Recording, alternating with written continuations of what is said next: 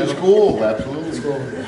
Oh, it's nice meeting you. Oh, yeah, you're gonna get down here because the camera's this way. I should Where go you there. left, and I remember when folks tore down the new one. I gotta make sure. Yeah, we can sign over one. Oh, there's one here, okay, Judy.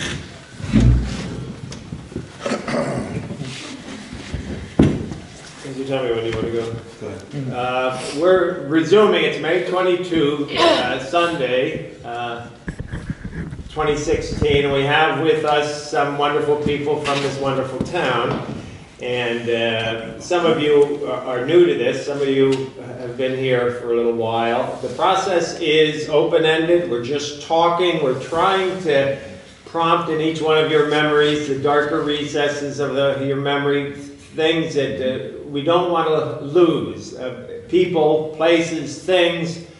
The town is working on the next version of the town history, and they hope to, Betty's son is our editor. We're so lucky to have somebody whose personal experience goes back so far into town, but he's also a professional publisher, professional writer, and he's got an encyclopedic source of information as his mother. The stars are aligned. What we need is the facts of everyday life that will make a town history interesting. A town history which is about dates and numbers, it's got its place. But it's a lot more interesting when we talk about the everyday stuff. And you guys have a library of information which has to be saved, which is precious, and we don't want to lose. So, we probably need about 2 weeks with each of you, but we don't quite have that time. So, we'll get the discussion going. We'll have some specific questions. Be mindful that some of you are here new, so let's give them a little bit of airtime.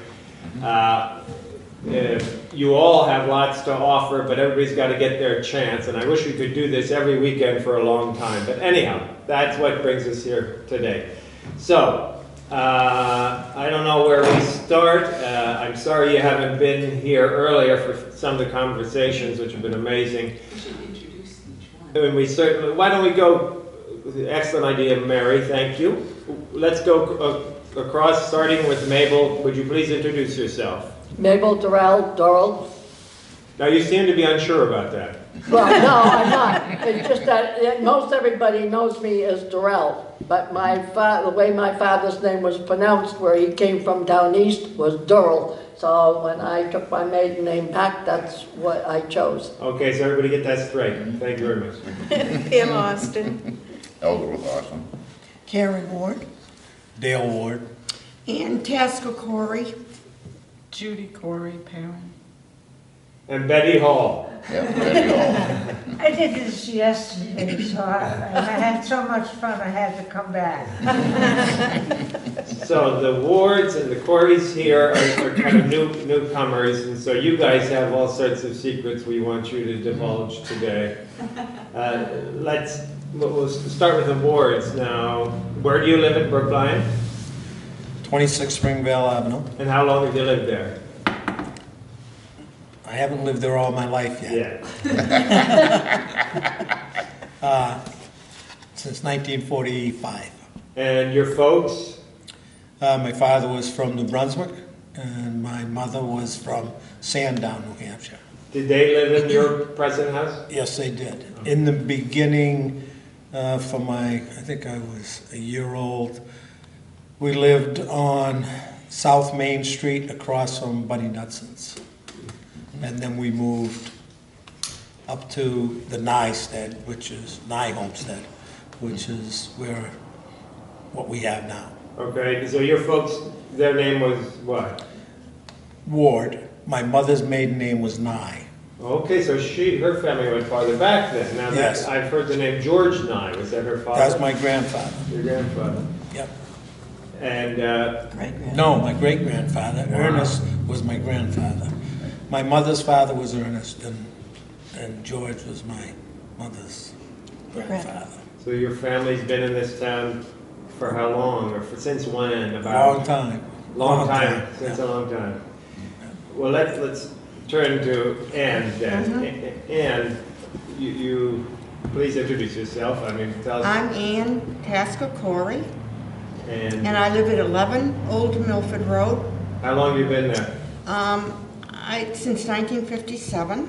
And you grew up in this town? I was born on Townsend Hill Road at the farm in the living room. My Ah. mother had us at home, my sister and I at home. Who were your folks? Arthur and Anna Tasker. And where did they come from? Dad came from, was it Dorchester, Mass, and Mum Pepperell. And he came up to his grandmother lived there then. And he came up and he met my mother dancing. They used to have dances in Brookline at the town hall and in Pepperell, Townsend, Milford, and Canopy Lake, Hollis. They had 2 ballrooms. Who's they? I don't know who you mean by they. Who? The Someone- towns did, someone ran the dances, operated the dances. Oh, I see. I would say maybe the town did in Brookline, but I'm not sure of that. Okay. And your husband was? Clarence Corey. And how is he related to the Coreys here today? His father was Harry and mother Louise, and they lived where Hazel is today. Hazel's my sister-in-law, married Irwin, Okay. my brother-in-law. Yeah. Thank you. Wards, you remember the Tasker farm? Absolutely. Did you ever work there? No, I didn't. I was busy working on, oh boy, George Powers had a chicken farm. Boyd West, I picked cucumbers down there and baled hay for him when I got a baler. Where's that? Boyd West had a farm, a vegetable farm, on South Main Street, across, it was right there at Kesey Kesey Road. Road. Oh, the downhill side. The downhill side was, Where that the was farm- all fields out there. Beautiful, big fields. Yeah. And Was also, that barn part of that operation? Yeah. yeah, Who owned it when it was a real barn? Boyd West. Boyd West. Boyd West. So he lived across the street? Yep. Yep, in the big house, yeah. Wow. Yep, 35 cents a bushel. Every kid had a jackknife and a salt shaker in his pocket. Roy, when were you born? 1945. Anne? 1935. Shall we believe them? They don't look that old. I do like older women. You was always the little brother. Well, where do we begin, you guys? There's so much. I mean, we frequently talk to people about the schools, about occupations, about interesting characters, interesting events. Roy, your family reaches back so far. Are there any stories that you've retained and carried down through the years that pop into your mind when you think about Brookline and the way things used to be? That's a very... I broke my arm in the ballpark How'd you do that? twice. Betty's son. Betty, defend him. Lee broke my arm. Lee. The bleachers were oak planks, and they were all falling apart. And we were up there one day, and we'd seen on the TV that there was this carnival, and a guy would stand on the plank, and a guy would jump on the other end, and you go up there. Lee wasn't heavy enough. And when I went up, I didn't go up too far, but I beat the plank to the ground. And it landed on my arm and it broke it. The second time was about 3 weeks after I got it out of the cast. Rodney Wright was chasing me. There was a ball game, and we had a thunder and lightning storm. And I probably said something to him I shouldn't have, and he was chasing me around. I ran around a tree, and I fell down, and we heard this snap, and that turned into quite a fiasco. Clarence Fowle took me and put me in the car, went looking for my parents. my parents were on a scavenger hunt for the Grange. He rode around town looking for him until he found him, and in the meantime, he dropped me off at my brother's house, and I stayed there until they came and got me. Was it the same mom? Same aunt. Oh, brother. So where'd you go to elementary school, Roy? Dale. Where did you go to elementary school? Okay, the first one was where Eric. Eric Jensen Jensen now, was. but they don't know people on there. The Milford Street School? Yep, I was in first, second grade there. Mrs. Pickering was the teacher's name. Good memory. And I don't know how you get teachers today. They used to have purple hair. And today they're young, nice looking teachers. Yeah. And then from there I went to Daniels Academy. Third and fourth grade with Mrs. Fisher, Mrs. Dunn, and Mrs. Varney in the fifth and sixth grade. How am I doing? You're doing great. I don't remember my first, second, and third though. Well, Hazel Corey was my third grade teacher. Hazel Corey and Miss Treganza were two of the teachers, and they boarded at our house on Springville Avenue. And I think I had a Mrs. Gray too. I don't remember her. I know Sonny Fowle used to date Mrs. Treganza, and Mr. Irwin Corey married Hazel. Yeah. And I got Mrs. Montrone for the teacher. See, I never had them. What do you remember about the Milford Street School? Very small. Well, had a great marble yard though. Yes, Played it a lot did. of marbles. You play a lot of Had that marbles. little walkway there, you had a 2x6 up on its edge, balance beam. I remember air raids. We have to go downstairs because the Yep. sirens would go off. And you sit against the wall. Put your head down between Yeah. your knees. Yeah. And that was scary because we really thought something bad was going to happen or could happen. Yeah, but it only lasted a few minutes, and she would say, all right, we'll all stand in line and we'll go upstairs and sit at our desks. And that was the end of it, but it happened several times. Just being downstairs was pretty scary in that place. Yes. It was. Did they- Dark, dingy, and that was the bathroom, And a right? dirt cellar? Dirt Was it floor. a dirt floor? Well, the cold, I yeah. think it cold was. then, yeah. So you two went to the same schools, the Milford Street School and then Daniels Academy. I remember Mabel once told me she's very pleased when people would ask her where she went to school. If you don't mind my saying, I'm going to say it anyhow. That she was very proud to say she went to Daniels Academy because it sounds like Phillips Exeter Academy. Yes, it did. Yep. It was good in the service when they did that. If you talked to guys that said, I went to Phillips Academy or I went to Lawrence Academy, where'd you go? I went to Dale's Academy. Yeah. And they would never ask you where that was because they didn't want to think they didn't know. That's wonderful. And tell us a little bit about the Tasker Farm. Daddy was a breeder of White Holland turkeys, and he was one of the biggest breeders in the state. He would compete, they'd go to the university and compete for his turkeys. They always wanted to get the best broad-breasted. So he would take maybe 4 or 5 turkeys up there. Well, one day we were coming home, and he says, there's a circus in Manchester. Would you like to go? But I can't leave the turkeys in the car, because they weren't alive. They were all, they had a wrapping on their head and they were all ready to cook. So he went into a grocery store on the corner on Manchester West and he said to the man, would you buy these turkeys? I'd like to take my girls to the circus. And he did. We went to the circus. I'll never forget it, for I lived to be 100.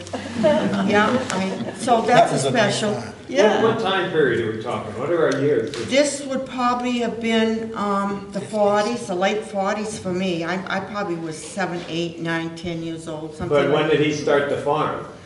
Well, he came up, what would you say? Around 1931.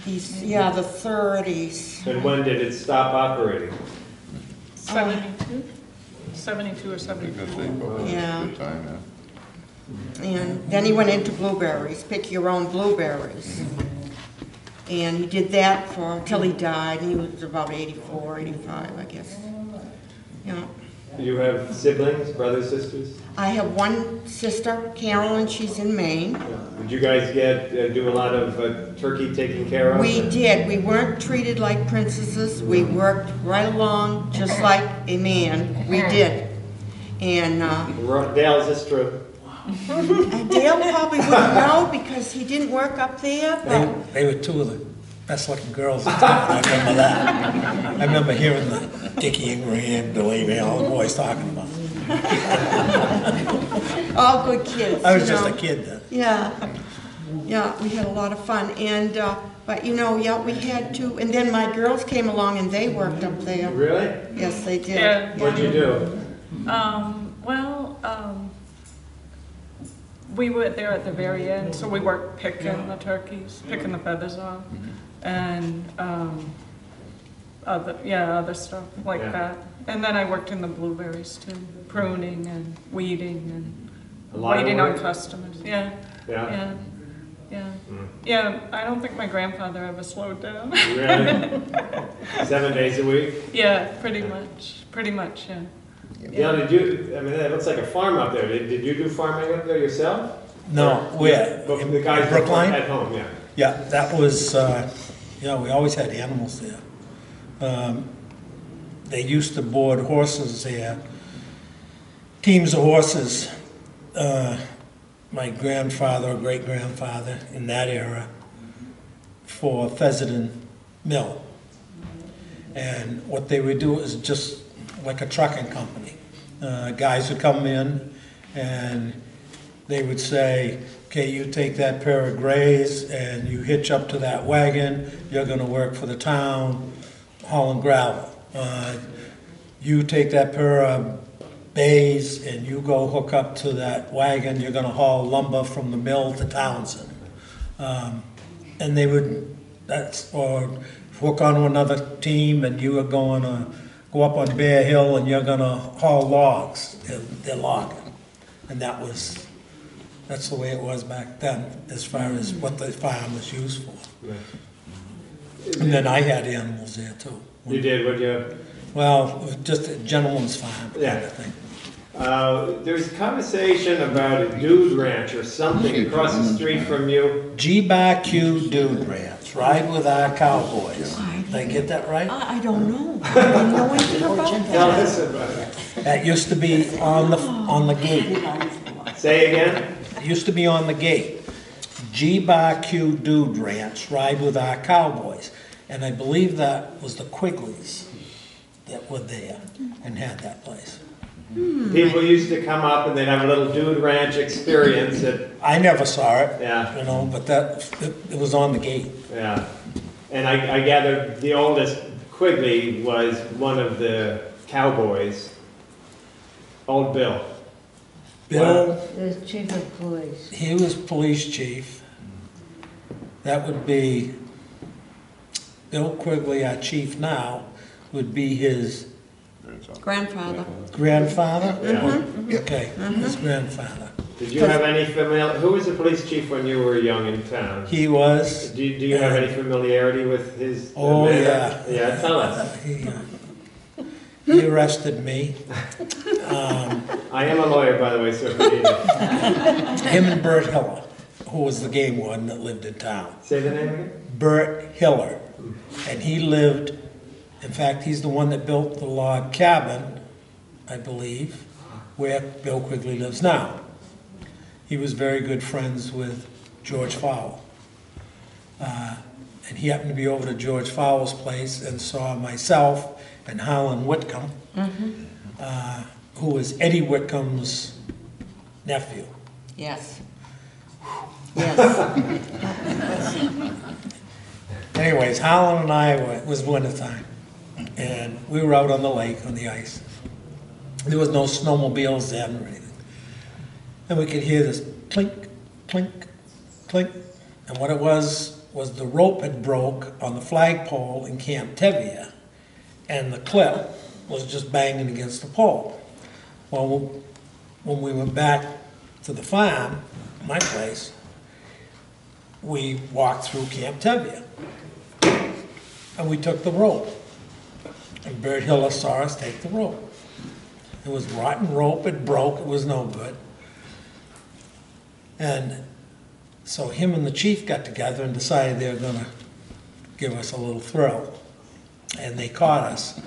We went across Route 13 and they come roaring up the road and chased us into the woods and over the fence and pasture fence.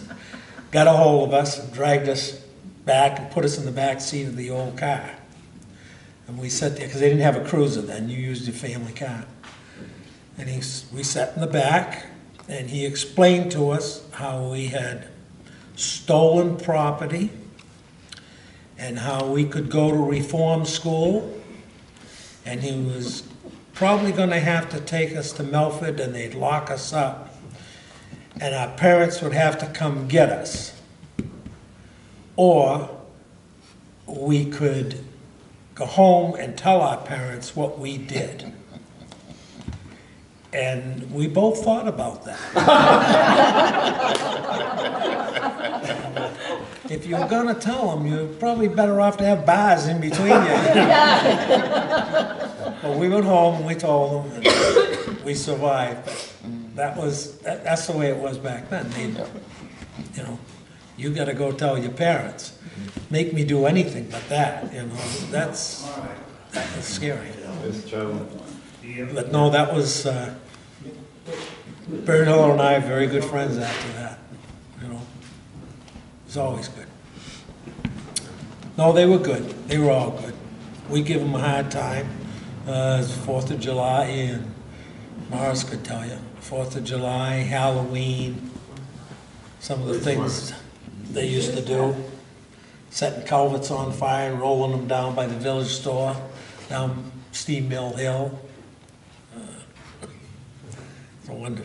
I honestly didn't know anything about this. You can see, you know. Well, when I was growing up, I had to be home, or they had to know where I was. Being a girl, it might have been a little different, but I had to account for where I was, so I didn't know a lot of this. And of course, we were on the outside of the town, so we didn't know a lot of this going on. Halloween used to be a lot of fun. But you turned out okay. Yeah, I did. Yeah, it was a Got a rough good woman, road, that's why. We all used to slide on the Hill Austin Road, Yes, and Dale, Dad had a toboggan, I guess you call it a toboggan, double running. double run. And it was, what, 10 feet long? Yep, 12 feet long? 10 feet long, the Had a steering steering wheel, set a seat and a steering wheel on the back. And it would turn the back tires, right? The back rudders, No, front ones. front ones. Yep. So we slide down the hill. It would take about 6 of us to drag that thing on flat ground. So once we get on it, because I was the smallest one, so I sat underneath the steering wheel, and Dale would drive, and because I'd be going, and then we get down to the bottom of the hill, then we'd have to turn around and haul that beast back up there again. We weren't overly bright back then. Austin Road back then It was steeper. was steeper, a lot steeper. They hadn't built it up, but you still had the street light right at the top of the hill. And the people that lived down Austin Road, and the road agent, Avo Bettis, who lived right on the corner there, he would, when they plowed it, they would plow around behind his house, and it came out right across from Bob Rando's. Yep. And in the wintertime, it was safer for the people to go out and in that way than it was to go down that hill. So they plowed down it, but they didn't sand it. Well, that made an ideal hill for us to slide on, you know, it was perfect. And you could do it at night, you had a street light, you know. It was, And Mr. Bettis used to come out, if the sand truck came, he'd come out and tell them, no, come back after they go to bed. 'Cause, you know, we weren't very old back then, but he was really good to us. Before the days of snowmobiles, what used to go on at the lake during the winter for recreation? We a lot of ice fun, What? a lot of fun. On a Sunday up on the lake, when there was no snowmobiles, there'd be a hockey game going on in front of where Clarence Fowle lives now. There'd be ice fishermen all over the lake. There'd be people on cross-country skis. There would be, once in a while, there'd be a plane land on the lake. But no But bob houses to speak of. No bob houses, no. No, this is something new now they're doing, so, There was no bob no houses. bob houses. I don't know Everybody if our walked parents out, would allow us to dragged bring everything anything out. on the ice. Did you catch fish? Oh, Yes, yeah, All right. because during the ice house days, fishing wasn't allowed there. yeah. So they were catching, well, he probably can remember, I can remember when you were catching 2 foot, 2.5 foot, 30-inch pickerel out of Yeah, that lake. I'd keep nothing under 2 feet on. And there was no milfoil Did like they there have is in the cars and bottom. trucks on the ice then? Did they Yep. drive out? That's where we They learned to could, yeah. drive. Oh, okay. You could go out there, if there was no snow on it, you'd go out there with your ice, your car, and you could get that baby to spin around and spin around, and you know, The you'd cars learn. back then were only $60, right? Some old clunker, didn't matter. You had them more expensive. Yeah. I had But candy. it taught you how to bring it out of the slide, you know? It was fun. It was fun. But it was a big difference. Once the snowmobiles came along, things changed a lot. Yeah. But if it was good, clear ice and there was no snow, we'd go up there almost every night after school and skate, you know, with the Dennehy's, the McGee's, Susan Rudder, Sarah Dublin, the Fezzidens, Bobby Fezziden, Bonnie Bobian, Patty Wright. Those were all the kids I went to school with. I don't think Ruffy ever skated, Yep. did he? Who? Did Ruffy ever skate? He skated a little bit, not good. Him Me neither. and Charlie and Butch, Homelessky, the three of them, they never really got into skating. Other than Tasker Farm, what would you do for work in the summer? Do you guys have to get jobs? Well, you had, there was jobs. There was Del Quimby. He made surveying stakes, and I worked there. He also made, this time of year, he would make these birch bark flower boxes that they used at cemeteries. And they were made out of birch slabs. And there was also, George Powers had a chicken farm, the Smiths had a chicken farm up on the old Milford Road. Where's George Powers? George Powers was right next door to Del Quimby's place. He had one leg, and he lived there alone. And he lived inside that chicken house, but he had like a overhead door he could drive his car in, and right to the left was a little room that wasn't as big as that room over there. Wow. And that's where he lived. I remember him saying to me, I used to work there, I remember him saying to me, we went upstairs, he had chickens on the second floor and first floor. And he put a 100-pound grain bag under his arm and he went up the stairs. And I got one on my back, I was 13. Yeah. And he says, you know, I got one leg and I can carry 100 pounds. You got two good ones. You should be able to carry two. Him and my father were good friends.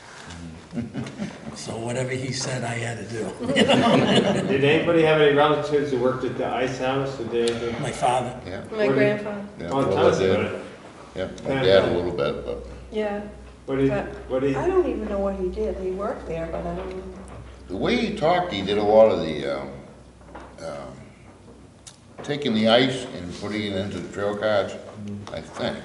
'Cause he was always talking about the hook, you know, and once it gets rolling, and you gotta guide it while it's still moving. And that's what the hook did, it held it, spun it, and then let it go into place in the trail, in the trail cards. And the same thing rolling, I imagine, off the ice into the building. My father was timekeeper and he weighed the freight cars full of ice. anybody work on the railroad? Anybody relative to have anything to do with the railroad in town? My mother used to ride it once in a while when she was little. They'd stop and pick her up, she lived on North Mason Road right there. The building is gone now. There's a cell hole between the railroad track and the old schoolhouse was. She lived there, and they'd stop, pick her up, and the conductor would kind of keep an eye on her, because she wasn't very big, and they'd take her to Milford and come back just for a ride. Wow. Yeah. I didn't know that. That's about the only thing I know about the railroad track. We don't remember going through. Do you remember going through town? No, I don't think so. No, I remember the power line. I don't remember the power line itself, but I remember being able to see where the power line went. Up over Bear Hill, over the ski Oh, area. yeah. Yeah. That was the other It thing. went out behind Melindy. It crossed just above Melindy, and then it went out behind Melindy, and actually the town, that's part of the town property, right, town property, right? They switched it. The town, now the power company owns the land farther up, I guess. But you can still see some of the insulators out there, the old wires and stuff. Does anybody remember Fessenden Garage? Yep. Oh, yes. Yeah. They fixed up that brick house nicely. They did, yeah. What's the garage like? What was that They- like? Well, my knowledge, we were always going to the one on Route 13 at that, but Dunkin' Donuts. that was just more of a storage area at the time that I would have grown up. The Aldo Pheasant owned that. And when I was a child, I remember my father buying his first Chevy, $500. Imagine that, huh? $500. A coupe, they called it. I think it was a two-door, with a coupe, I think Yeah, it was a coupe would be two-door. two-door, probably the Yes. front that opens up for a third seater maybe. Yeah, and I remember him getting that, and $500 was a lot of That was money. a lot of money. Was a lot of money. Now, we've talked about town meetings, and ladies too, all of you. Do you have any recollections of interesting town meetings? Because I guess they used to be a little more interesting. Oh, they were. They were. They were. Come on now. It was the same ones. It was the same people. Who? You had something to say? Tom Moran, Alan Fessenden, George Fowle, a little bit of George. Mostly there'd be Grover, there'd be Stanley Reynolds, Q Young. Those were the people that probably Debbie spoke the Hall. most. No, you weren't bad. No, you weren't bad back then.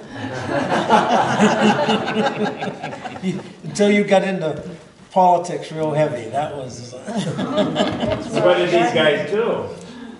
What did they do? What made it interesting? Just the way they talked back then, the way they could get away was... See, Orville Fessenden was the moderator, correct? Before Tom. I remember him Arnold. being the moderator as Yeah. a child. He was good, and he controlled it. In the transition between him and Tom Arnold, there was some gray areas in there. And I was just a kid. I was a kid. I was not into politics or know the rules of the whole thing. But when Tom got in there, it was... The gloves came off? Or? The gloves came off. Yeah. I know what I'm doing. Do not question me. This is the way it is. And he ran a meeting. So he did well. you He said. did very well. He was excellent. Yeah. He followed the book. He followed the book, and he knew the book. And that was what, So he got things to calm down. you yes, said? it calmed down a lot. And of course, people die off, and Yeah. things change. I mean, Yeah. you know, it's... We became civilized. No, there was a lot of older people, eventually, that don't want to see the town change. Yeah. They want it to stay the same way. We're the locals, and we want it the way it used to be, you know? When a cop goes by and you wave to him, he waves back. Now they look at you, did he get me? What did that mean? And it's just different. Well, let's run with that. Ann, how is this place a different place than it was as you remember it when you were younger? I don't know a whole lot of people in town. However, I'm not socializing a whole lot in town, so that may be my problem here. But you go to the post office and, I don't know, they used to always know everyone. I think there was only about 500 or 600 people when I was growing up, Betty. Could you It's about- agree to that, or? There was only very few people in I Brookline. remember the first checklist I ever worked on, when I got to be a supervisor of the checklist, and there were 800 voters. There you And are. that was in 1948. And probably Okay. 700 of them voted. Yeah, yeah, Yeah. Oh, so. yeah. Well, me and my brother Ralph were looking into doing trash. And I think we drove around, I don't know what year this was, probably 70, something like that.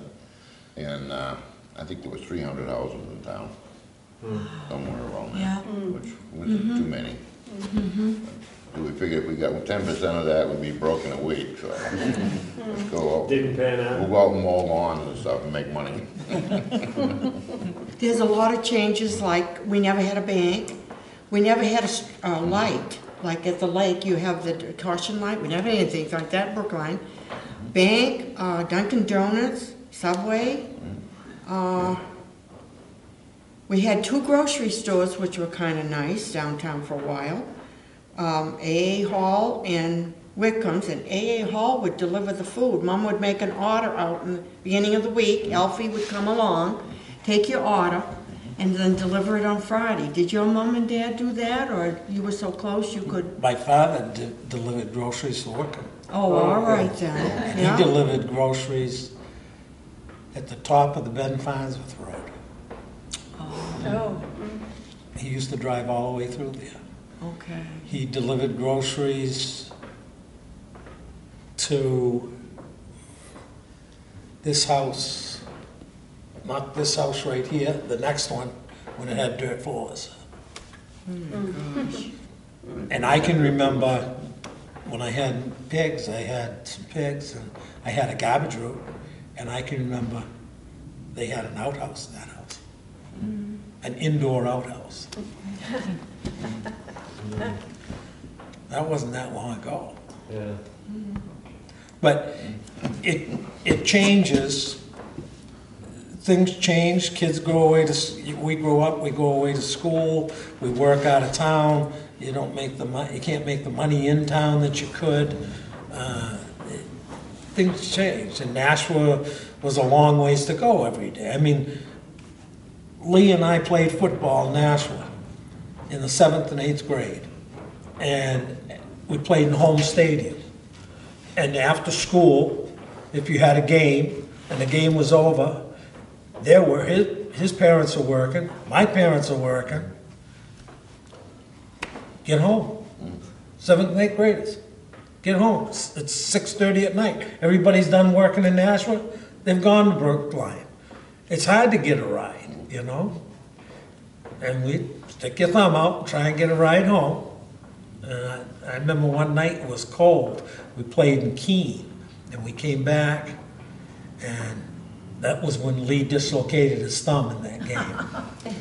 And nobody was there, so we started walking. We got a ride to, well, we walked all the way out to Haggerty's Market before we got our first ride. And he took us to the Four Corners in Hollis.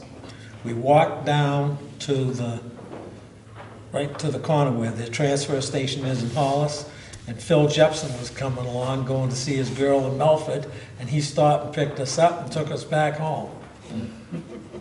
But that was not uncommon back then. There was no second bus. There was one bus. You either made it or you missed it. What was it like being a Brookline kid in the Hollis system? Where's Brookline? I mean, the Nashua system. Where's Brookline? Well, is that a problem or just? They had no curiosity? idea where it was. Oh, you live out there in the country, you poor thing. It was either way up, you live out in the woods, or where's Yeah. that? Yeah, You know, yeah. where's that? Because they never left the city. That's a good thing. But then we found out later, when Clarence was working at Improved Machinery in Nashua, that a lot of them came to Quigley's at their little campground. Oh, yeah, We yeah, said, well, Beach. nothing wrong with Brookline, Right. is there? Not so bad after all. Talk to me about the campground. What was this? Hmm? What was the 4B's campground? What was this? Quigley's? Yeah. It's like Field and Stream up here. Yeah, there's little Oh, campers I'm down not there. talking about Field and Stream, I'm talking about Quigley's. No, but it Yeah, was like. It was like- it was like Oh, Field it's and like Stream that, with power. okay, yeah. Yeah, But, tell us you know, what that some are place was permanent. like. I don't really know because Yeah, I've never been down I there. didn't go down there, but they sort of had campers come in along the little stream there, right Yeah. by Pheasants. And this was Old Bill ran Yeah, the place? the grandfather. Yeah. Yeah, Yeah. yeah, Annie and William. Yeah, okay.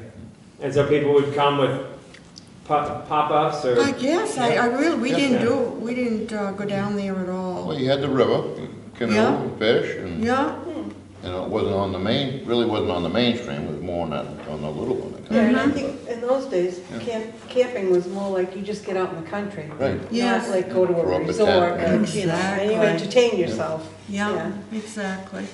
Because I used to come up here to Brookline. This was out of Boston and those places. This was a place you'd come for a week's vacation.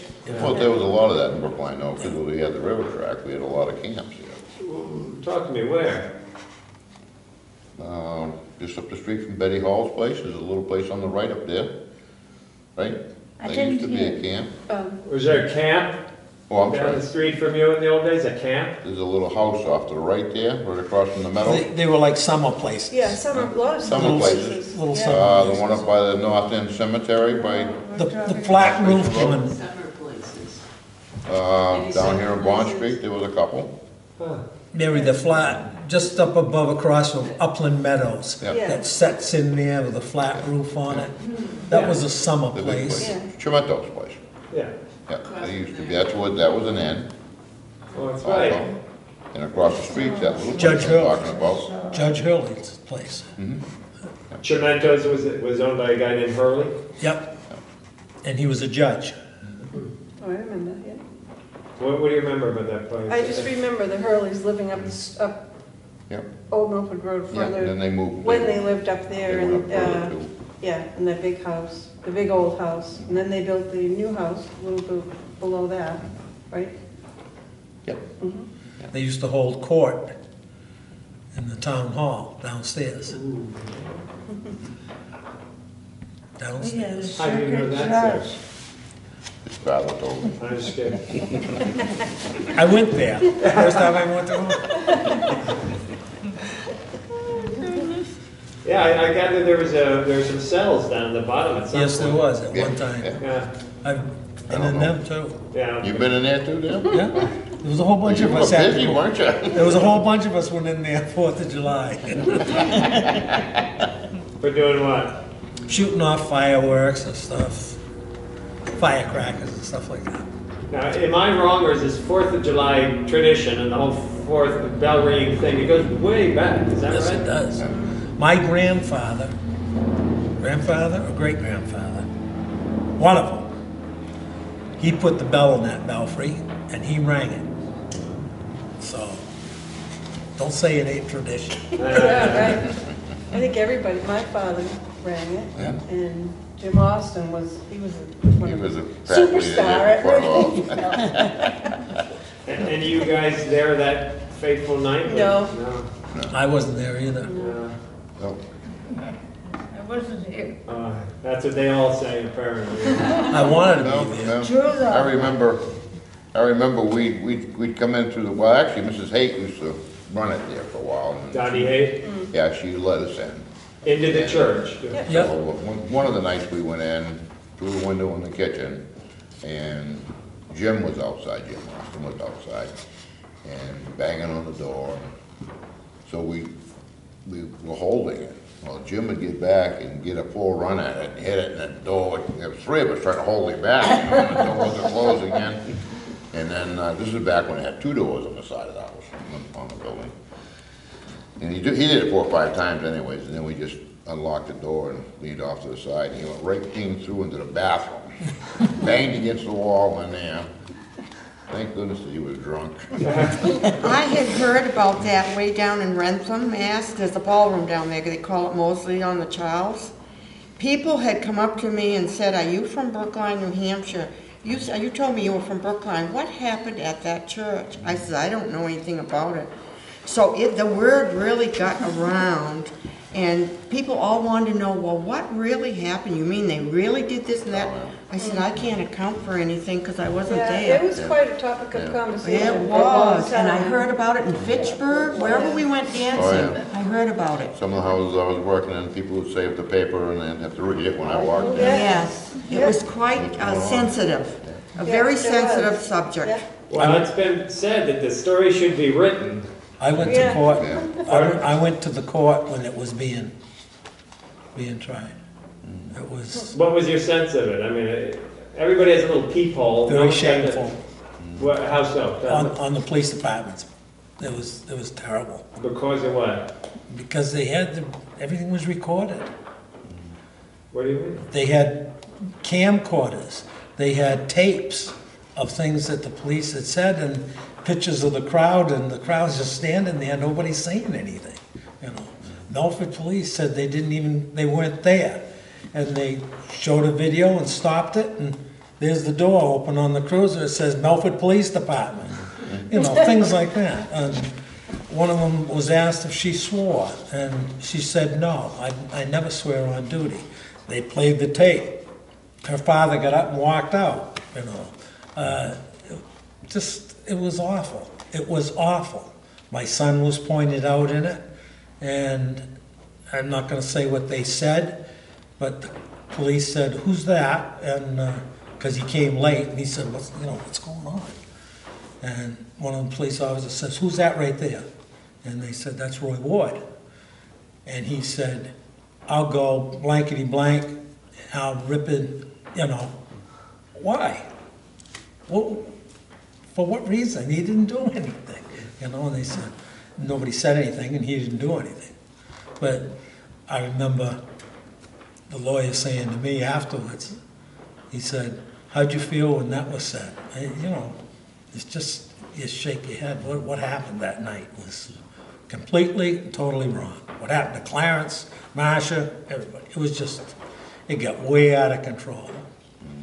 It affected the town for a long time. Yes, it did. Why Still did it? does. How did it and why did it? There was a separation for a long time, and I think between a lot of the locals, there's still a little separation there. That, you know, they're locals. You know, they're locals. You know, Yeah. Yeah. they don't know. Now it's government run, so. And us locals don't like government run. One of the stories that I heard was that the police person who called for help opened up the wrong connection so that it went statewide No. and not local. So that's why so many different police departments and different kinds of police officers came, because it, she opened the wrong channel and the message got out statewide and not local. There was a That lot. makes a big difference when you call, you know. If you're calling for help statewide, that means, arm up and get there. I think the lady policeman was very scared. There was a big crowd down there. Right, and she do. There was towns that came and said, I don't want to be a part of this, and left. Yeah. You know. The town streaker, does anybody remember him? Bubba. Bubba. Town That speaker, would be my aunt's Elita's son. son. Oh, yes, okay. Did you see that? Grant. Did you see it? No, We I didn't see I it. did. no. I saw it. Yeah. I didn't know what was Just- going on. Just This when is church about- was getting out. This was the, Give me what's this? Okay, what happened was, a gentleman by the name of Bubba, we'll leave it at that, mother's dead and mother's gone. good, yeah? He was gonna streak the church. Inside? No, No. no, run right Come up the on, street. we have a little class. I don't know where I'd been, but I was coming up the Bond Street. And there's people on the lawn, there's people in bench yard across the street. What's going on here? And I stop and I sit there and they're all looking across the street towards the church. And I look, and here's a car coming up the road real slow. I said, why is he going so slow? And then I look behind, and there's Bubba. He's just running, he ain't got a stitch on. He comes right up by the church. The car stops in front of Homelessky's house. He jumps into the car, and up the road they go. 2 old ladies came out of the church and stood on the front steps and were talking when he went by, and never even saw him. And nobody told him that they were having a coffee hour after church, and nobody come out. Yeah, Okay. yeah. Take care of it. Remind me about the rope and the bell. The rope and the bell. We'll remember that. Yeah, Bubba's also the reason we have a nice new bridge down at Bohannon. Yeah? Yeah, because he went through it. Oh, my goodness. Had too much, well, he was driving the dump truck. Was he working for Clarence at the time, or? I don't know. I forget where he was going or why he had a dump truck full of dirt. And I guess he wasn't sure about whether he could make it across, but he took a chance and he didn't make it. Whoa. And he went down with the bridge. And so now we have a nice new bridge. Bubba used to push the envelope a little. Yeah, I like Bubba. He's not around anymore? Then he's dead. Oh. He died. He had Right. cancer. Oh, I'm sorry. But he was just the best kid. He was just very colorful, very honest. there was a lot of colorful down that road. Yeah, Which road? awesome. Austin Road. Austin. Jim Austin's father and mother, when they lived in the little green house across from the school on Main Street, in the village, by the first grammar school, before it was there, she made the best donuts in town. And we were kids, and of course she had a raft of kids. Yes. And they could play he could play the guitar, and they could harmonize Yep. beautifully. And the banjo. He was good Right, at the I guess so, banjo, too. yes. Oh, they were good. But every Saturday morning, she made donuts and she made cookies. And their kitchen was about, you've heard this, their kitchen was probably as wide as from here to the wall. And there was the stove and there was the table. So she just took them out and she'd set them on the table. Or you come in this door and you go out the back door. So we'd be outside looking and we'd just watch. She'd get a couple of trays of cookies stuck out there. And we would wait and it cool enough to go. And you'd line up at that door. When she bent over to go into that oven, that door went open and we went. If you got 2 cookies, good for you. If you got 1, good. If you didn't get nothing, you ain't stopping. You keep going.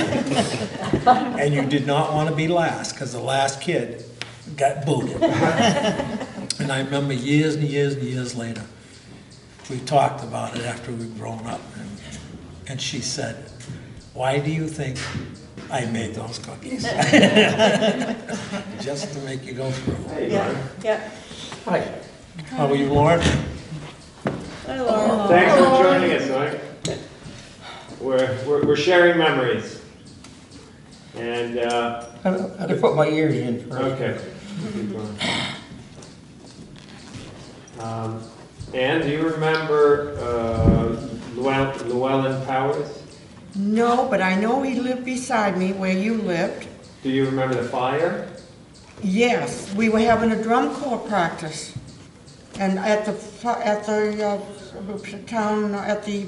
ball field, and the alarm went off, and there was a fire up there. I wasn't living there then, because I wasn't married. It's where Wilsons live now, right next door to me now, on the right side, opposite Del Rogine. It was like a duplex house, yeah, wasn't it? across from Reed's. Yeah, they did have two families. And living what'd you for a call while. him? His name was Powers. Llewellyn Powers, he's a famous Yeah. fiddler apparently. Yes, he was a fiddler. No, that's Yeah. not the. And Chappie was his Chappie was Chappie his son. Powers, that's the Yeah. one I knew. That's a son, and I guess it was a great big old place before it burned Yes, down. they had a And big did barn. fix it up, and I know Ray Kesey lived for a while upstairs with Claire and the other people down below. I didn't know that, but I know they had a big barn, and I know we ran from the ball field and went up the hill to see the fire going. And it consumed the whole barn, I believe. You know, that was the end of the barn. Yeah. Yeah. So that had to be probably the 50s, around the 50s. Do you know for a fact? You were all Across from- children. You were across all from younger than me. Porter. Del Porter? Fire, Yeah. Yeah. Oh, fire. The fire when the barn burned. Yeah, and did they ever find out how that, Betty would tell us how that happened. I don't know how it I happened. don't know how it happened. There was a Well, lot I of mean, it was rumors just- going around how it happened. Yeah. It was a hay barn. Well, that's It another caught story. anyone, so, Yeah. That you don't want to talk about. yeah. But anyways, Bubba, he had tied a rope to the bell on the bell down here, the church, The road and gone back to top of the hill, Pierce Lane there. behind it, yeah. Yeah, behind it, and just kept dinging it. And the cops are everywhere looking for him. I never been figured out why. Come on now, you guys, for history. What's his name? He's gone. Oh, Grant Fountain. No, Grand Fountain, yeah. He's Oh, Mark's but everybody brother. called him He's Bubba. Mark's brother. Oh, no, okay. Mark, Okay. younger brother, yeah. Mark was the quiet one. Okay. All the energy Wow. went into Bubba. When they used to, when they used to chase each other around the field, Mark wasn't the quiet one. I remember him hauling a hatchet one day. They grew up across from Ellie on Austin Road, Yeah. because their mother was in Austin. Great fun. There was a lot of hen houses back in those days. Oh, yeah. His grandmother had a hen house there. Jensen's Many. hen house. They had a couple of them there. Nutson's, yeah. Nutson's. Yeah. You had Ina, you had Willard, Carl Smith. yeah. Carl Smith, Willard Cummins. Yep. And Del said that his place was, Del Porter said his place, they had chickens before they moved in there. Yeah. They Oh, had he did, chickens, yes. somebody raised them. I would say your father was the last dairy farmer in town. Right? No, Willard was. Willard was, yeah. Willard. But Yeah. your father had a mill and you Yeah, had a he had dairy a number farm. of different things done through the years. Yeah. Yeah, so, But we used to work I'd work for him, his brother worked for him. And Talking we- about Dell? Del Quimby, Yeah. yeah. And we did the surveying stakes. Yeah. Unless it was kind of warm that night, we'd play horseshoes. yeah, Nutson's had chicken, both Nutson's, the ones down by the Willies. Down Oh, Willie's, yeah. It was big chicken, big building. But We had before, tons of buildings. does anybody remember Willie's country store where, pardon me,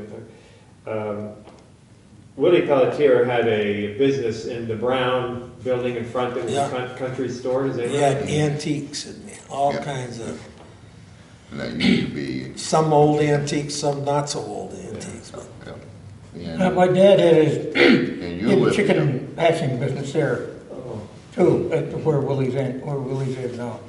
The house right next to the road, that replaced the one that burned. The one that we lived in burned a few years after we moved out of there. But, that was also known as the Gun Club. why? There was a skeet shooting club there at one time. And when we moved in there, pardon me, must have been about 1937. And some of the old bunkers out back where they had the scads of clay pigeons there. My sisters used to use those as play dishes. But I don't know when that was actually functioning as a skeet club, as a skeet club. Whose chicken farm was it? Hmm? Whose chicken farm was it? Well, we had the first chicken farm from about 1930. See, I think it must have been in 1937 that we moved in there. And we being your dad, Dell. Hmm? Who's we, your father? Yeah, Dale Quimby and family. And we moved out of there 1941, bought the place where I live now. And then, when we first, prior to our moving in there, my dad and I went down to spend the night in that house. That was a mistake, because I guess it had been used, a lot of bums and hobos were sleeping there. And that place was infested with bed bugs. So the next morning, my dad and I were a mess. We had to completely fumigate the place. The house at that time had never been finished off. It was, all the studs were up for several rooms, but when we moved in, just downstairs was all open, and upstairs was all open. Yeah, we had a couple of cows and probably 20 or 30 pigs. But it was, and then we had a big incubator downstairs. And we were living there when the Hurricane 38 struck. And Leo Austin Sr. and his family were living down there in the house right next to the brook. There was just Wilbur Wallace used to live there too, but there was just a one-room shack, and Leo and his family, and let's see, there was Jimmy and. Where is this? Where is this? Right there, Proctor Hill Road, there, where the stone house brook is. Proctor Hill Road? Yeah. Okay. Yeah. And there's a brook there that goes under the road? Yeah. Leo and his family were living there, and they. Forgive me, is this Leo that I know who's gone now, his father? Yeah, his father. Yes, he is. Leo Sr. and Eva, and then Jim and Leo Jr., Teeny, and Dottie and Dickie, and I think John Austin was born when they lived there too.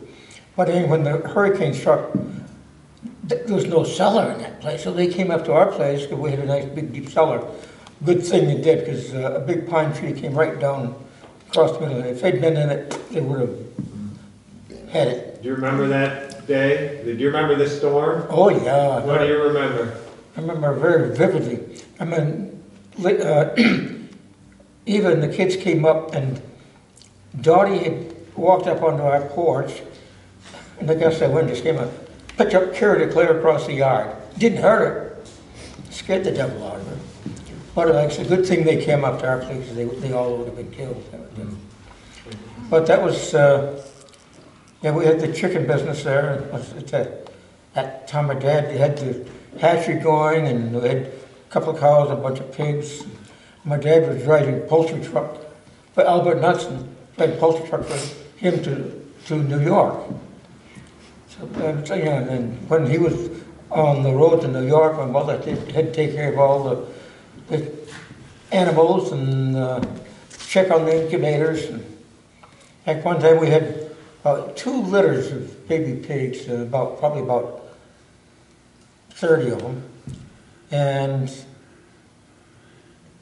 we couldn't keep them in. We had an electric fence. It kept the old sows in. In fact, they wouldn't, if you took the fence out, they wouldn't go beyond that point where the fence had been. But the little ones, I guess, so they'd go right under the fence. Even when they get big enough, so they would make contact, they'd make a mad dash for it. We could not keep them in. And that was at the time when John contacted Milford. He was one of the first state police in New Hampshire. He rode a motorcycle, and he made the route through Hollis and up through there. And he knew my mother was there alone with his kids. So he'd always stop and check her out, check to see if everything's okay. And he came down Proctor Hill from the Hollis area, and all our pigs are down there at the foot of the hill. He stopped and he asked, "Do you have any pigs?" My mother said, "Yeah." He said, "Well, it's down the foot of Proctor Hill." "Oh, no." And he asked, "Do you want me to help you get them?" My mother said, "Oh, no." She went out and had a pail with some feeding. She started banging on that, come on, pig, pig, pig. Pretty soon she had this herd of pigs come barreling down the road. And Johnny cocked his cap back on and he said, I'll be damned, I've seen it all now. Also, that was when we lived there, the road from the intersection of Proctor Hill Road and Pepper Road, all the way to the four corners of the house, that was all dirt road. So when we were there, they were working, putting in the tarring that, and at that time, Whitcomb's store, they had the little lunchroom there where Annette's grooming is now, and they made their Whitcomb's ice cream was very well known. So old Harlan Whitcomb said, okay, he and my dad were good friends, so. Okay, was Harlan Eddie's father? Was Harlan Eddie's father? Yeah. So we sold Whitcomb ice cream there, and soda and popcorn and sandwiches to the road crew. So yeah, it's that was quite a adventure living there, all the stuff that went on there. It sounds like it was hard to make a living, and a lot of people did what they could do to provide for themselves in a way that I've never seen. Oh yeah, my dad at that time when the hurricane, of course that took down millions of feet of lumber, of trees, and a lot of small mills sprang up all over the area. But nobody had the facilities to plane lumber. Plane. My dad got the idea, why not take a full-size board plane, mount it on an old automobile chassis, and haul that around to lumber piles all over southern New Hampshire and North Massachusetts. And he talked to some of the mill people about it. Oh no, that won't work. That vibration, that will tear it right off. And my dad said, no, you have the rubber tires and the springs, that'll absorb the vibration. Turned out he was right. And for years because he couldn't drive it because he had to tow it in an old 39 GMC panel truck. We hauled that thing out into the woods where people wouldn't even think of going out with a four-wheel drive. And for years he planed lumber of all over. But yeah, he was quite resourceful. Did you two know each other when you were young? He and my brother were in the same class in school. Oh yeah, we were partners in crime. All right, there's a I can story believe here. that. All right. And Morris Marshall was here a little while ago. So between, Lauren and David and Morris, and when you and David graduated, I think you were the only two boys in the class. The rest of them were all girls. He was mad at me because I missed my eighth grade graduation because I had a bad ear infection. So I missed 8th grade graduation. He was teed off at me. He was the only boy that. Yeah. I remember he was the only one. Neighbor, what happened to your brother? Is he still alive? No, he died in, let me see,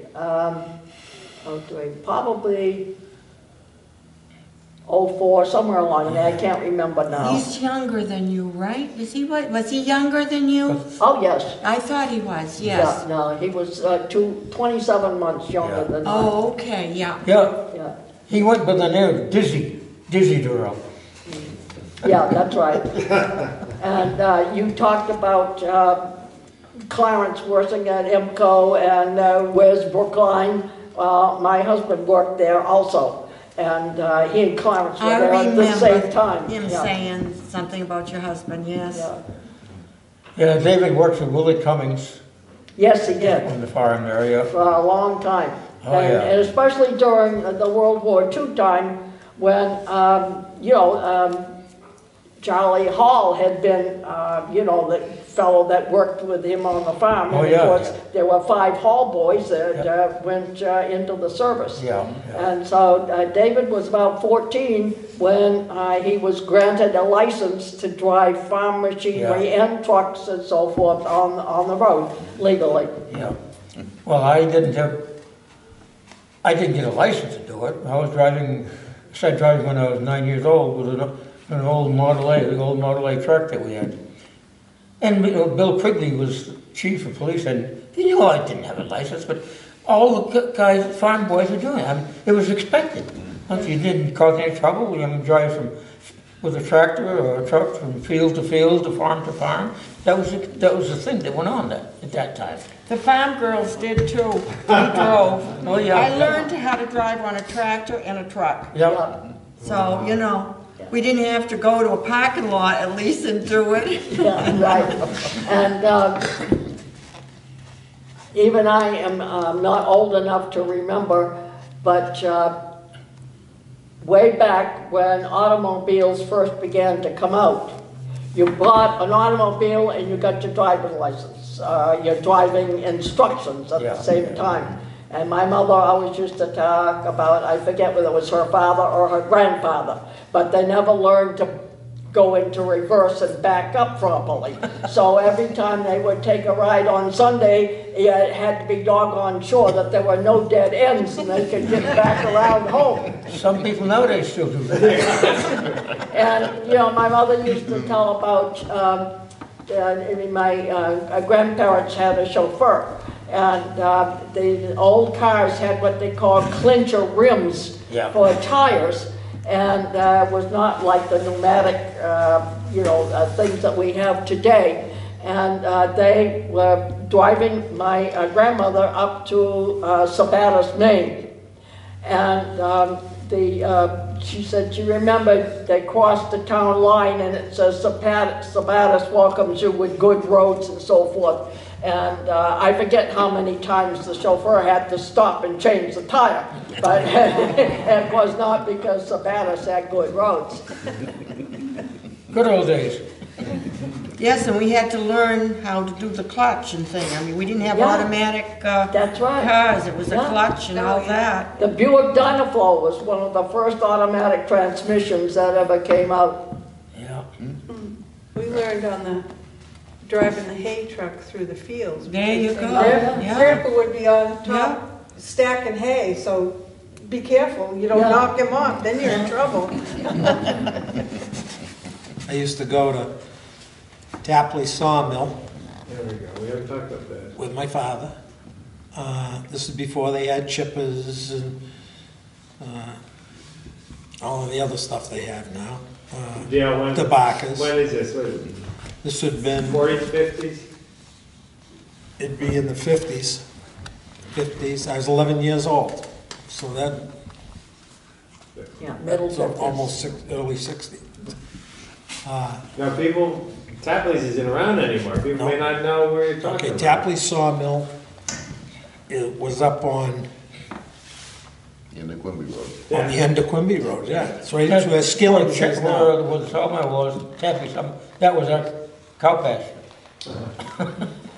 And I was 11 the first time I started driving. And Dad said, we'd take the trailer and go up and get hardwood slabs. We'd pull the hardwood slabs. We had a boiler at the farm there, and with radiators, and we burned wood and coal. Same old story. More wood you burn for nothing. You don't have to buy the coal. So we'd go up there and we'd pull hardwood slabs out, and we'd load the trailer up, and he would drive the trailer back. But I never forgot the first time he said, "You want to drive the tractor?" And I drove the tractor up empty. You know. I wonder how long I wonder when Tapley's began. They began right around that era. Yeah. That was, Yeah, that'd be it was early in the 50s, yeah. early 50s. When I went away to college in fall of '52, it wasn't there yet, so I don't know. They come from Fitchburg. Didn't Sometime they come after from that. Fitchburg? Yeah. Lunenburg. But they had Okay. Same a thing. mill in Fitchburg. Yes, Some Yeah. woodworking mill. yeah. He gave me my first logging job with a horse. Oh my gosh. I had a workhorse, and he loved workhorses. And I got a workhorse. He says, "You gonna log with that?" And I said, "I'd like to." He said, "Well, come on up. You can do this lot right next to the mill." And Jim Austin cut it, and I yarded the logs out. And at noontime, of course, all the boys he had working for him, they were all old loggers, new horses. They all come over on the stone wall gonna watch me. And I stopped, and they said, "What'd you stop for?" I says, I don't know what I'm doing, and I don't need you guys laughing at me. And they all said the same thing. Do whatever the horse wants to do. And I did. And they were right. The horse knew more than I did. More than I did. Yeah, those horses were trained to do what they were supposed to do. I can remember as kids, my father was twitching logs out someplace up in Wilton, and we went up on Christmas vacation, you know, to spend a few days with him. And I can remember riding the scoot, which is what they called the big sled that they put the logs on and hauled it out. And and you had to be careful because when you went over the rough ground, the logs would shift, you know, and if you weren't sitting just right, you'd get your legs pinned and so forth. And I remember seeing my father, who had, you know, severe arthritis and so forth at the time, slip and fall down behind the horse's legs. Now this old mare kicked the side of the barn all night long. The only time she didn't was when she got her hind hoof hung up in a piece of harness. And her mate was a black who was very docile and quiet. She loved biscuits, but boy, you better have your hand flat when you handed it to her or she'd have a finger or two. And he was good with horses, he was good with animals, and he just spoke to those animals, laced his fingers in their tails and pulled himself back up on his feet. And they did not move a fraction. So if you treat horses properly, treat them well, they are trained to do that. There was a culvert down the street that he used to take them to water, you know, before they would go in the barn for the night. And so I went down with him, and, you know, oh, big deal. I got to lead the black horse back into the barn. I found out years later the doggone horse would take himself home and into the barn, you know, but... Avo Bettis. That Okay. was... Now, Mr. Betters has lived on Milford Street. Yes, And we've still got the front end loader, whatever's there. that was none of his stuff there. But is that his house? That's his house. That was, he also owned Nashua Sand and Gravel. I think Del Porter worked for him. Yes, he did. Jim Austin and I were the last ones, and Old Man Burge, were the last ones to clear right back to the boundaries of Nashua Sand and Gravel. Jim did the cutting in Old Man Burge, and I yarded everything out with the horses. And if any of you knew Arvo Bettis, he was a talker. He was a talker. He was a guy that would say, "Hey, how you doing? Boy, them nice shoes. Where'd you buy them? What'd you pay for those? You like that hat? How long have you had that hat? Where'd you go to school? You live here in town. And what do you drive for a car? Is that brand new? What'd you pay for that?" And he just bang faster than you could keep up with him, you know. And every morning he would come in and he would say, "Jim, how much you paying Dale?" $12 1,000. "How much you paying the horses?" $14 1,000. Next day he'd come in, he says, "Jim, how much you paying Dale?" He says, "I'm paying him $10 1,000. "Okay, how much you paying the horses?" "I'm not paying the horses, I'm paying Dale." "Okay." And he'd change it every day, and I will say, okay. You could always tell when he was around. His brother, you know, he was quiet. Yep. Yeah, just the opposite from Arvo. Bill. Avo Bettis used to pick me up a lot when I was telling you about playing football and baseball in Nashua. He'd give me a ride home. If I could make it to not Haggerty's Market. What was the one with the triangle in Nashua? Haggerty's. That's Haggerty's. Yes, Okay. yeah. Susie's Market was the one way, I don't way know down. Susie's, but I know Further down. Haggerty's, right on the, you know, end They of would- and they- 130. Yep, and they had a big water trough for horses there.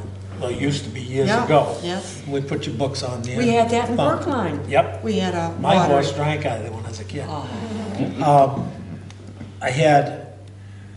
He picked me up lots of times and give me a ride home because he knew he got out of work at 5.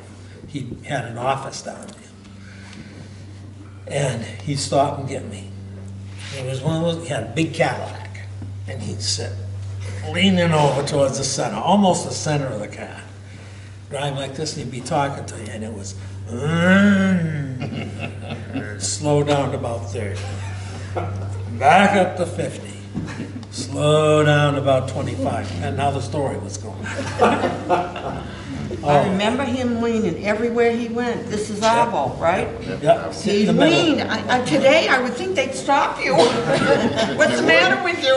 Can't do that with the seatbelt. One of the funniest things he ever said to me was, Clarence was doing all the town work, Clarence Fowle. Arvo was still the road agent. So Clarence had me mowing the sides of the road for the town. And when he says, you get your bill, he says, you have to go see Arvo. I said, okay. So I'd make out a bill every week. And I'd go up and see Arvo Bettis. And he'd have to sign it. Yep, Dale, you did this road, that road, that, okay. He says, I don't have to go look at them because I know you did a good job, because I know you're the ward boy, you live right up on the hill here. And he said, I've known your parents all my life. He says, but you know, I have to check this bill, and I have to go over it because I was voted for by the people, for the people in the town of Brookline. For the people, by the people in the town of Brookline. We had a play in Brookline, and we were practicing up to their house, and he was married. He got married to this lady. I don't forget. Does anyone remember? She was the sweetest, nicest lady. Arvo, was it Arvo? Which one? Which That's wife? a good question. I think the first lady. The first one? Lady May. Blackie. May. May, yes. Sir. So they were out of cream for the coffee. Ann, will you take the Cadillac down to the store? I says, I can't do that. I can't drive a Cadillac. I've never driven a Cadillac in my life. So Marilyn, your sister Marilyn, she says, you've got to take the car and go down. And I says, oh my God, what if I get in an accident with the car? Well, I went down to the store, everything worked out, came back with the car, and I went home and I told my mother, and she says, you got a chance? She said, well, you did all right, didn't you? I says, yeah, but imagine them. They trusted me. You know, they trusted me. I was just so... She was nice. She was a nice person, but just the same. I was only probably, I might have been 17. 17, imagine letting a young girl do that. Yeah, they had no qualms. He gave me 50 cents a week to go down to the village store to get the Nashville Telegraph and bring it up every day. Imagine, yeah. And the paper probably only cost 10 cents or a nickel. It was a good deal. It was a good deal. Yeah, because I was getting 50 cents allowance a week, and I had to mow the lawns, I had to pile the wood, and it wasn't a power mower. No, there was some characters. Do you remember John Elliott? Yes. That name keeps coming up. Tell me a little bit, because other people have spoken to it, trying to be very discreet, but let's hear you. I might not be discreet. Yeah, well, But I'll tell you how John Elliott was a character. He was a character. He had a little lisp when he talked, and he'd come around in the spring selling 2 tumbers, dewberries, and lettuce. And he used to accuse the Fowles, when they had the Esso station, they were thieves down there, because he had an old International pickup with a spout stuck out in the back of the cab. And John picked Laurel, and he would go through the woods, you know, and it'd knock his gas cap off. He'd lose it. So he had a tomato soup can pushed over it. Well, every time he'd go back in the woods, of course, that would flop right off in a heartbeat, you know. Well, it's them Fowles. They didn't put that gas cap back on. They stole my gas cap. And they stole a tomato soup can. He was almost like, if I remember that, he was almost like what we would call a street person today. Where did he live? I Wow. remember. He lived right across from Larry Searles' at the bottom of the hill here. Excuse me. And it was like a boarding house, a big boarding house that was there. And Alvin Taylor, remember, lived in the back, in the house behind there. Forgive me, do you know a place called the Greasy Spoon? I was just gonna say that. Yeah. Lauren might. Was that the Greasy Spoon you're talking about? I don't remember whether they call that the, I know a lot of the boys used to go play cards there. And his, Chet Elliott had a little, he sold goodies, candy, cigarettes and stuff. And we used to go in there after school, get goodies from him. I think he was Guy John's nephew, Campbell. wasn't he? That's before me. Oh, That's yeah, it was. Which Campbell? Guy. She says Guy Campbell. You agree?